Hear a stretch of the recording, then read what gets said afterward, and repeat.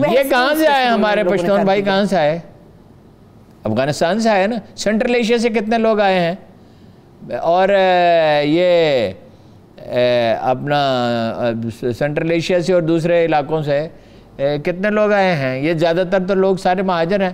یہ کیا سوال ہے؟ انسان ہے، خدا کی زمین پہ ہمیشہ مہاجرت ہوتی رہی ہے، اور ایک مثالی کردار ہے ارطغرل، ایک جرأت کا نمونہ بھی ہے۔ دیکھیے جب وہ بدترین حالت میں تھا تو اس نے جا کے صلیبیوں کے شہر کے پاس جا کے اپنے قبیلے کو متمکن کیا، جب اس کے خلاف سازشیں اپنے عروج پر تھیں۔ وہ بہادری کی علامت ہے۔ اس قوم کو زندہ کرنے کی ضرورت ہے بھائی، اس کی مایوسی ختم کرنے کی ضرورت ہے، اس کو صلاح الدین یاد دلانے کی ضرورت ہے، اس کو طارق بن زیاد یاد دلانے کی ضرورت ہے۔ مسلمان کہاں کھڑے تھے کہ بتانے کی ضرورت ہے اس کو جناب والا اپنا محمد بن قاسم کی یاد دلانے کی ضرورت ہے۔ یہ جو ساری باتیں ہوتی ہیں نا، ایسا لگتا ہے کوئی اناد ہے، ذاتی۔ اچھا ان سے انہیں چاہیے غریب آل ذرا ایک گاؤں ہے وہاں تشریف لے جائیں، وہاں ایک برادری نے 1,500-2 ہزار ووٹ دلائے تھے ان کے حلقے میں، ان سے پوچھیں کہ ان کا کیا خیال ہے۔ اور پیر صاحب کھارا شریف کی درگاہ پہ لے جائیں، جو ان درگاہوں میں سے ہے جہاں کوئی یعنی رسمی چیزیں نہیں ہوتی، جہاں تعلیم دی جاتی ہے اور بہت ہی صاف ستھرا شریفانہ ماحول ہے، اور 10-12 ہزار ووٹ ان کی وجہ سے ملے سے ان سے بھی پوچھ لیں۔ زیادہ پیسے اپنے علاقے میں سروے کر لیں کہ ارطغرل دیکھنے والے، اسے پسند کرنے والے کتنے ہیں۔ یہ سب ہمارے ہیرو ہیں۔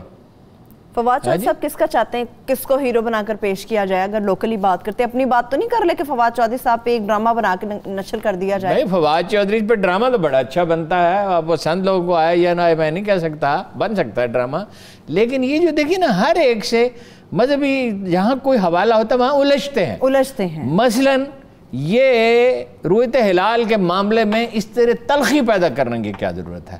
اندازہ تو ان کا درست ہے، ہم نے بھی کہا بھائی ان کا اندازہ درست ثابت ہوا دونوں دفعہ، لیکن یہ کہ جیسے چڑ ہے انہیں خدا رسول کا نام لینے والوں سے۔ نفرت خاص اناد۔ اور عمران خان صاحب یہ بہت ہی مہنگا پڑے گا، فواد چودھری صاحب بہت مہنگے پڑیں گے اگر یہ اسی طرح کے بیانات دیتے رہے۔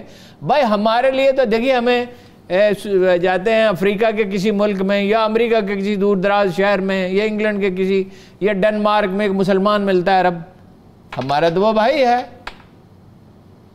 ہم تو ایک امت ہیں۔ رسول اللہ نے کہا مسلمان جو ہیں، مسلمان کا بھائی ہے، ایک دیوار کی طرح ہیں، ایک جسم کہا، ایک جسم کا حصہ ہے۔ دیکھیں ارطغرل کی وہ کہتے ہیں جی لوکل پروڈکشن متاثر ہوگی، اور پی ٹی وی تو جی اٹھا اس سے، پی وی تو مر رہا تھا، اس میں کیڑے کھا رہے تھے، آخری سانسیں لے رہا تھا پی ٹی وی، اس کے بعد اٹھا۔ یعنی اس کی ایسی تباہی ہو گئی تھی کہ کوئی نظیر نہیں ہے کسی سے، سیبل ادارے کے تباہ ہونے کی۔ فلمیں دھونے والے جنرل مینیجر ہو چکے تھے، اور ایک میں وہاں جاتا تھا، ایسی ویرانی اور ایسی اجاڑ، جی اٹھا ہے اس ڈرامے کے توفیل۔ تو بس لوکل بھی دکھائیں، بھائی لوکل بھی پھر اقبال پہ اگر بنے یا قائد اعظم پہ بنے پھر انہیں پرابلم ہوگا۔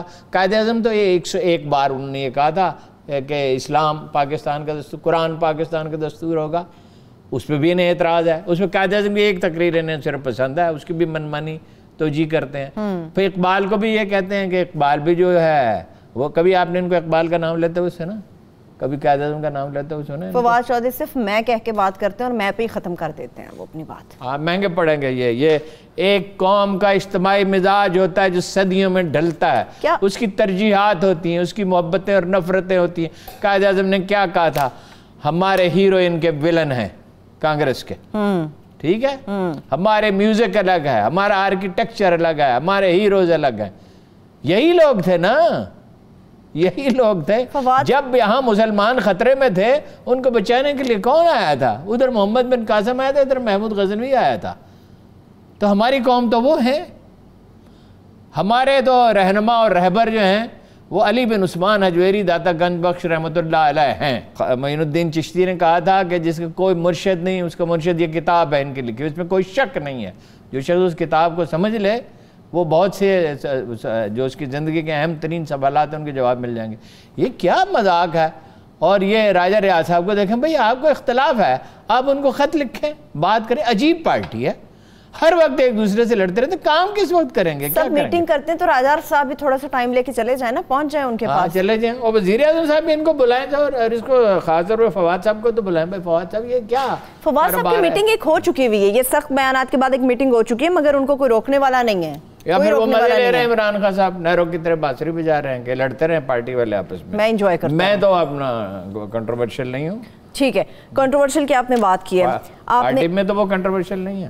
آپ نے امت کی بھی بات کی ہارون صاحب، بڑی تکلیف دہ اس وقت صورتحال ہے، اس سے پہلے بھی ہو چکی ہے کہ کس طرح سے مزارات کی بے حرمتی ہو رہی، تذلیل ہو رہی. جب ہم ایک تھے، جس طرح سے اس ڈرامہ سے آپ نے کہا مسلمان کیا تھے، ہم کہاں پر آ کر کھڑے ہو گئے، کس پستی میں ہم لوگ جاگ گرے ہیں. مزارات کی بے حرمتی ہوتی ہے، ہم لوگ ٹکڑوں میں ہیں، ابھی بھی ٹکڑوں میں ہیں ہم لوگ. سب سے زیادہ تکلیف دہ پہلے دیکھیے، ایک تو جناب عمر بن عبدالعزیز کی شخصیت ایسی ہے، میں سارا دن اس پہ سوچتا رہا، مجھے ایک خاص انس ان سے ہمیشہ رہا ہے. میں نے ان کے بارے میں کافی پڑھا ہے اور گھنٹوں میں الحمدللہ ان کے بارے میں بات کر سکتا ہوں. وہ ایک نادر روزگار ہستی ہیں تاریخ کی، سوائے انبیاء اور ان کے ساتھیوں کے کبھی تاریخ نے ایسا آدمی نہیں دیکھا. انہیں دیکھ کر ایک جملہ یاد آتا ہے ایک درویش کا کہ خدا کو کسی لشکر کی ضرورت نہیں ہوتی، ایک سچا آدمی چاہیے ہوتا، پورا سچا اور کرا، وہی کافی. ٹھیک ہے. جب جناب علی ابن ابی طالب کرم اللہ وجہہ اور ان کی اولاد ہمارے سروں کے تاج، ان پہ تبرک کیا جاتا تھا، ان کا مذاق اڑایا جاتا تھا. امام حسین شہید ہو چکے تھے، امام حسن دستبردار ہو گئے تھے. اس وقت وہ اتفاق سے حکومت میں، پتہ نہیں سلیمان کے دل میں کیا خیال ہے، اللہ کو ایک جلوہ شاید دنیا کو دکھانا تھا کہ جناب عمر بن عبدالعزیز کو انہوں نے نامزد کر دیا. اور ان کی زندگی کیا تھی، وہ شہزادے تھے، پیدا ہوئے تو وہ ایک رئیس تھے، یعنی انہیں تحفے میں پیدائش کے بعد جاگیریں ملیں، اور کہا جاتا جس گلی سے گزرتے تھے وہ گلی مہک اٹھتی تھی. چھپ چھپ کے لوگ انہیں دیکھ، ان کی وجاہت پہ نثار ہوتے تھے. 70 اونٹوں پہ سامان لاد کے لے گئے تھے جب وہ مدینہ گئے تھے. اور کیا وہ، یعنی اب وہ واقعات یاد آتے ہیں، عجیب کیفیت گزرتی ہے. جس دن امیر بنے مسلمانوں کے، اس دن اپنی ساری جاگیر کی تمام، جو اب آپ اس کے لیے لفظ رجسٹری استعمال کو، جو ڈاکومنٹس تھے وہ کینچی سے کاٹ کے پھینک دیے، اور اس کے بعد کہا کہ بنو امیہ کی ساری جاگیریں میں منسوخ کرتا ہوں، یہ مسلمانوں کا مال ہے، ان کو واپس. اس کے بعد حکم دیا کہ نو مسلموں سے جزیہ نہیں لیا جائے گا. وہ زیادہ ٹیکس جمع کرنے کے لیے جو لوگ اعلان کر دو کہتے ہیں ہم نہیں مانتے تمہارا اسلام، تو مسلمان ہو چاہے جزیہ دو. کہا، یہ کہنے کے بعد یہ کہا کہ میں تھوڑی دیر آرام کر لوں، ساری رات سلیمان کی بن عبد الملک کی تدفین کے لیے جاگتا رہا ہوں. تو پہلے تو جب وہ جانے لگے تو حاجب آیا اور سامنے وہ گھوڑے اور یہ اور وہ نیزہ بردار. تو انہوں نے کہا یہ کیا ہے، ان کو ہٹاؤ، میرے لیے میرا خچر کافی ہے.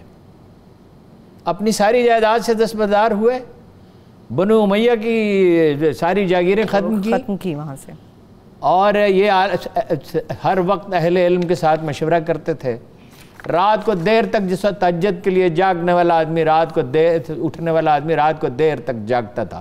کسی نے کہا امیر المومنین جس طرح آپ معافی پہ معافی دیتے چلے جا رہے ہیں خزانہ تو خالی ہو جائے گا. جلال بہت تھا طبیعت میں لیکن قابو میں رکھتے تھے. ادنا لفظ ان کی زبان سے کبھی نکلا نہیں عمر بھر، ان کی شائستگی ضرب المثل تھی. کہا میں یہی چاہتا ہوں، میں یہ چاہتا ہوں کہ خزانہ خالی ہو جائے اور میں اس میں جھاڑو دے دوں. مطلب یہ مال لو عام لوگوں کے لیے ہے. اور اتنا جمع ہوا، ٹیکس اتنا جمع ہوا کہ جناب عمر فاروق اعظم کے برابر 10 کروڑ سونے کی اشرفیاں ٹیکس جمع ہوا. اور کہا انشاءاللہ اگلے برس وہ اس سے بڑھ جائے گا. لیکن خیر وہ شہید کر دیے گئے، زہر دے دیا گیا انہیں، کیونکہ ان کی تاب شاہی خاندان تو نہیں لا سکتا تھا. ایک ایسے آدمی کی قبر. اچھا اس میں افسوسناک پہلو بہت ہے کہ اس کو فرقہ وارانہ رنگ دیا جا رہا ہے. بالکل. حالانکہ وہ سبھی کے لیے محترم ہے، سبھی کے لیے محترم ہے.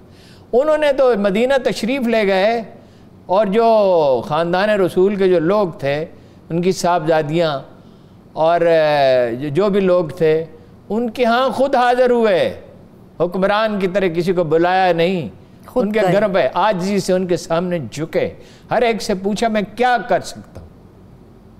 ان کے وظائف جاری کیے، اور ایک آدمی نے ان کے سامنے یزید کو امیر المومنین کہا تو اسے کوڑے لگوائے، اور وہ جو جناب علی کرم اللہ وجہہ ان کے اولاد کے بارے میں بد زبانی کی جاتی تھی اس کو بند کیا۔ میں نہیں سمجھتا کہ کسی فرقے، ہمارے مسلمان فرقے کا کام ہے گروہوں میں بانٹ کے اس بات کو یہ جو سازش کرنے والے ہیں، نہیں یہ اسرائیل ہو سکتا ہے، یہ خارجی ہو سکتے ہیں جو مزاروں کے خلاف ہیں۔